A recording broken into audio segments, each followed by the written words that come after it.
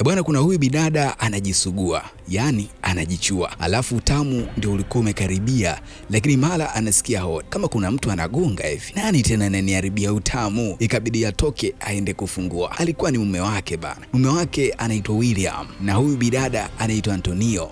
Unaambiwa huyu bidada mume wake amekuwa akimnyima unyumba kwa sababu muda wote mume wake amekuwa akisingizia ubize wa kazi, ila kumbe za chini chini ni kwamba mume wake anamchiti na mwanamke mwingine ba. Hapa bidada anamwambia mume wake kwamba ni muda mrefu hatujakutana kimwili, hadi ameota ndoto nzuri sana akimpa utamu na anatamani kama hiyo ndoto iwe kweli. Mume wake anasema sawa, inawezekana. Basi bidada alivyosikia hivyo akafurahi kinoma, akajua bwana, leo naenda kupewa mzigo. Lakini mume wake cha kushangaza akasema, unajua kuwa ninarudi kutoka kazini asubuhi nikiwa nimechoka sana. Kwa hiyo usizani kila kitu kitakuwa kinawezekana. Niko nimechoka sana. Hapa kwenyewe nawaza kulala tu. Ngoja kwanza nikaoge. Mshikaji akasepa, yani bidada alijua leo kwamba alivyomisi mume wake ataenda kupatiwa utamu. Ndio kwanza mume hata mawazo hayo hana. Bidada anamsimulia rafiki yake kwake ikawa kicheko sana. Rafiki yake ikawa anacheka mno. Ikabidi amuulize unacheka nini? Nini kinachokuchekesha? Sasa rafiki yake akasema samahani, lakini mumeo anawezaje kukatalia usifanye naye mapenzi kisa amechoka? Ulitakiwa umwambie huku unamshawishi na macho fulani hivi, huku unamlegezea asingetoboa. Bidada akasema mume wangu sio mchumba wangu, eti amenioa yule, kwa hiyo anafanya anachojisikia. Kwa hiyo asante kwa kunikejeli, asante kwa kunicheka. Rafiki yake akasema jamani, sina maana ya kukucheka, simaanishi mimi kuonekana mbaya, ila tu nimechukulia kama angekuwa ni mume wangu mimi, usiwe hivyo bana. Bidada akasema hebu niambie unakunywa nini, maana naona umeshindwa kabisa, una cha kuzungumza. Bidada akaondoka na kwenda kumfuatia rafiki yake kinywaji. Sasa huku kwa William yuko na mchepuko, yani mshikaji analala kwa mchepuko, alafu akirudi anamwambia mke wake alikuwa na kazi nyingi sana ofisini akalala huko. Kumbe alikuwa anajipigia tu kimya kimya, alafu mke wake akihitaji anasema amechoka. Siku nyingine bidada anajiandaa, ilikuwa ni Jumapili bana, wanaenda kanisani. Sasa mwamba William akaja. Bidada akashangaa, akamuuliza na maana kanisani leo unaenda na begi lako ambalo unaenda nalo kazini? Mshikaji akasema nimepata dharura ya kikazi, kwa hiyo natakiwa sasa hivi kuna mzigo natakiwa kwenda kuusimamia. Bidada akamuuliza wewe si ni mkurugenzi, lakini kwa hiyo wewe unafanya kazi kuliko hata wafanyakazi wako? Mshikaji akasema unajua mimi ni boss na unajua kabisa boss siku zote huaga hapumziki. Bidada akasema sawa, ila nataka tu nikuulize swali moja na unijibu moja kwa moja. Una mwanamke mwingine William? Mwamba akashtuka. Sasa ile mwamba kabla hajajibu akapigiwa simu. Baada ya kumaliza kuongea na simu akamwambia mke wake kwamba tutaonana baadaye. Bidada akabaki anamuita mshikaji, lakini wala hakutaka hata kugeuka.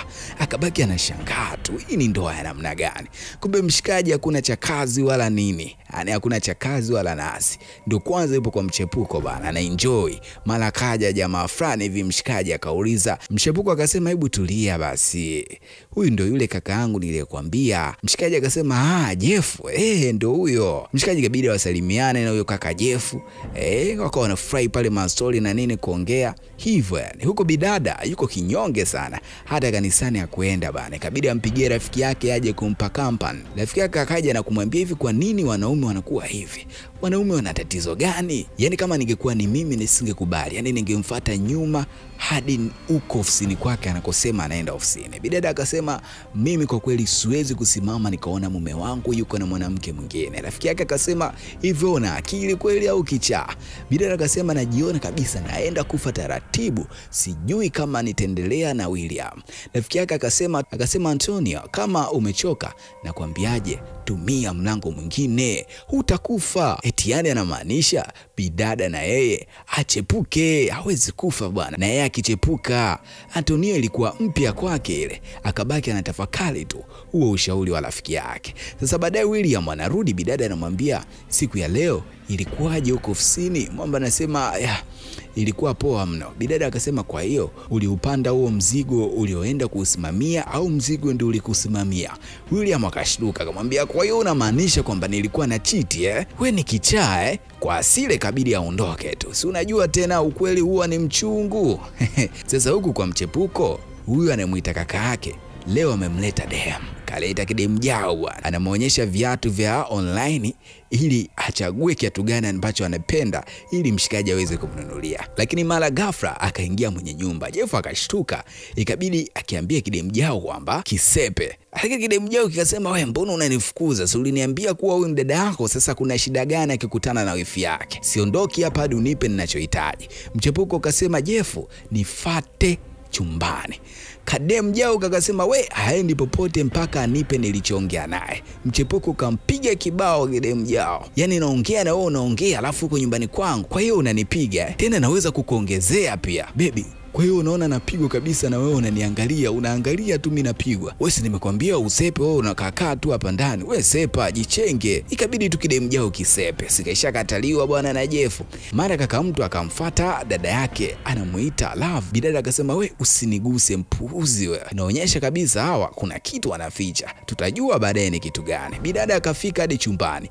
Akamuita Jeff. Jeff naye akaja bwana huku anamuomba msamaha. Anasema, baby nisamee, haitajirudia tena. Bidada anasema, Jeff, hivi unajisikia unachokiongea kweli? Unajisikia wewe? Unaniletea mwanamke tena sio mwanamke. Yule ni mbu. Yaani unaniletea kimbaumbao, unaniletea mbu nyumbani kwangu. Yaani yale yote na ukufanyia wewe ujali yani.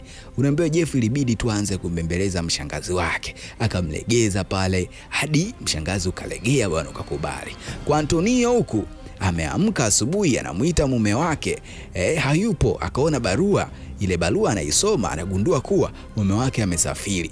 Yani mwamba kaondoka, hata hajamtaarifu mke wake kama anasafiri. Yani anamjulisha tu kwenye barua. Bidada ikabidi amuite rafiki yake amsimulie alichokiona.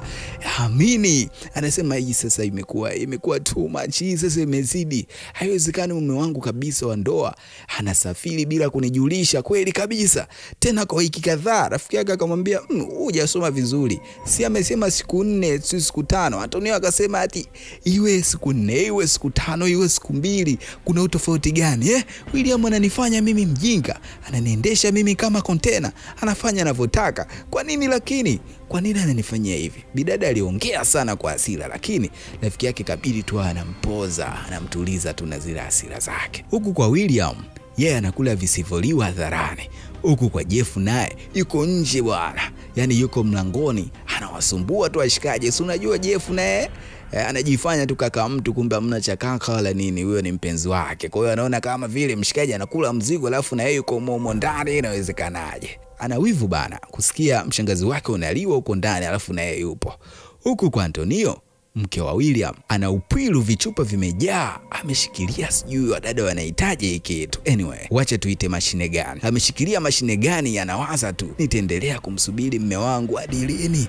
Na mimi vimejaa kumwagia, imekuwa songo mbingo. Nijilipue nini na hii mashine gani? Au nimsikilize rafiki yangu nichepuke? Nifanye nini? Antonio alikuwa anafikiria majibu anakosa. Au nitafute pa kutokea. Baadaye akaona wacha tu nijilipue na hii mashine. Nifanye ya mwisho tu bwana, ambao usifanyi tena.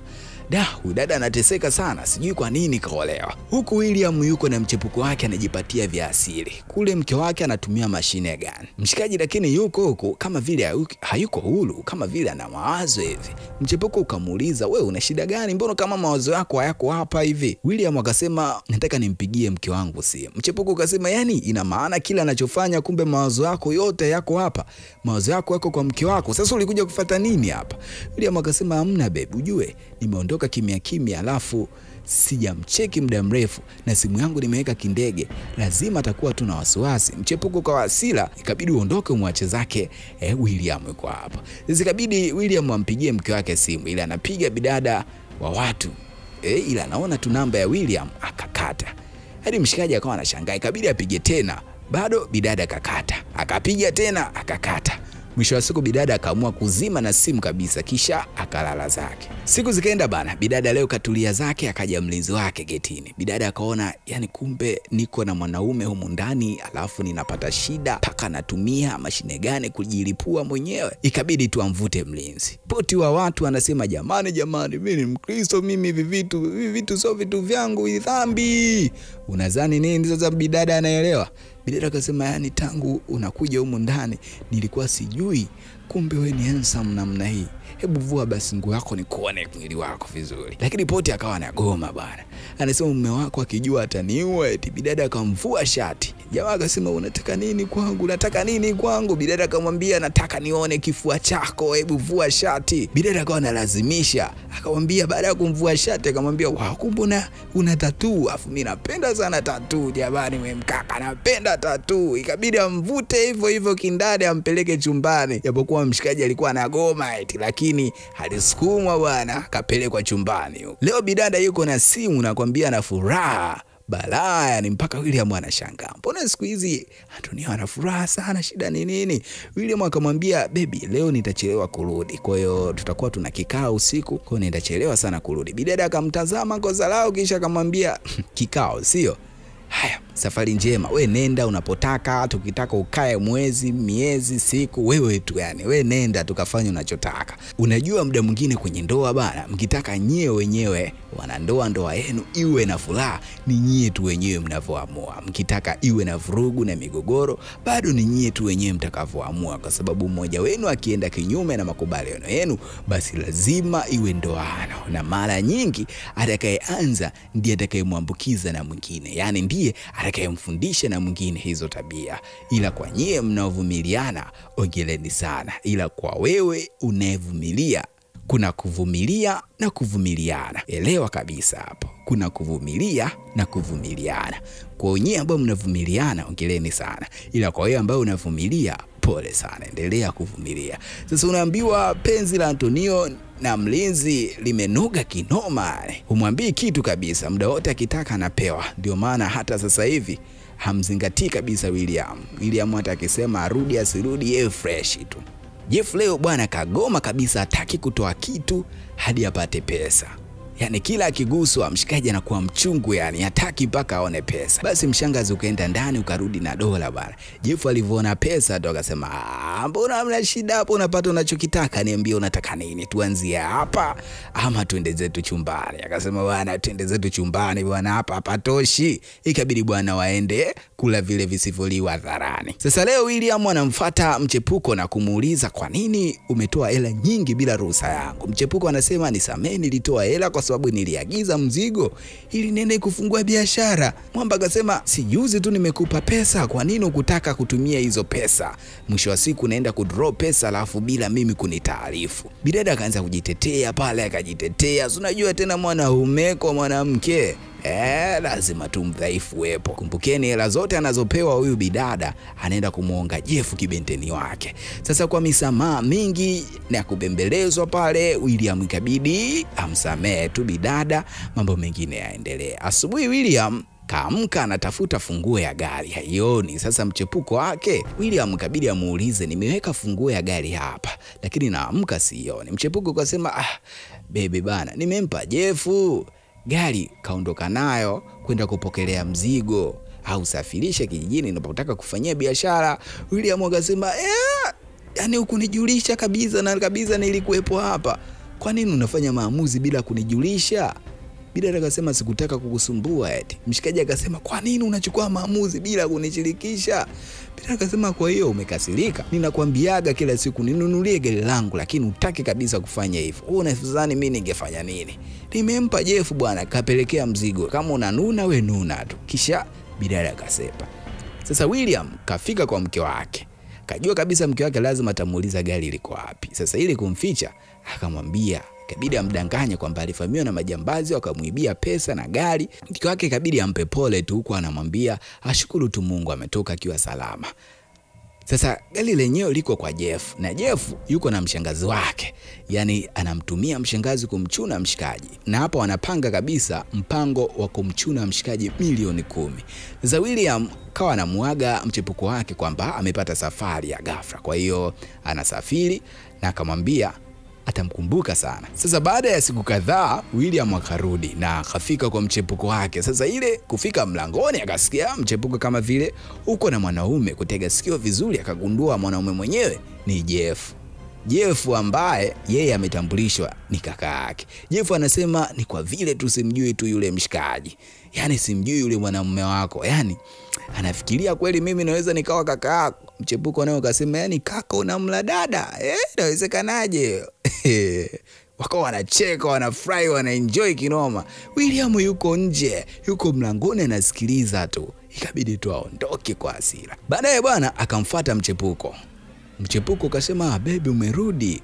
William akasema, "We usinishike kakako yuko wapi?" Au samahani, sio kakako, mpenzi wako yuko wapi? Yani yote yale niliyokufanyia, pesa zangu unazopata, mpaka nimempoteza mke wangu kwa ajili yako. Ukafanya maisha yangu kuwa magumu. Kumbe kula na huyo boy wako unayemuita kaka yako, kumbe ni mpenzi wako. Usiniguse. Baby nisamee, shetani alinipitia. We mpuuzi ni, usiniguse. Yani ukujali kabisa, kukujali kote kule, lakini we malipo yako ni kuniumiza. Unaambiwaje? William alimnyonga Rose, Mchepuko wake. Hakutaka kabisa misamaha. Nyonge ile mbali huko, shenzi kabisa. Mwisho wa siku William akaenda kumpigia Antonio magoti, mke wake. Sasa unajua Antonio sasa hivi yuko kwenye penzi jipya la mlinzi.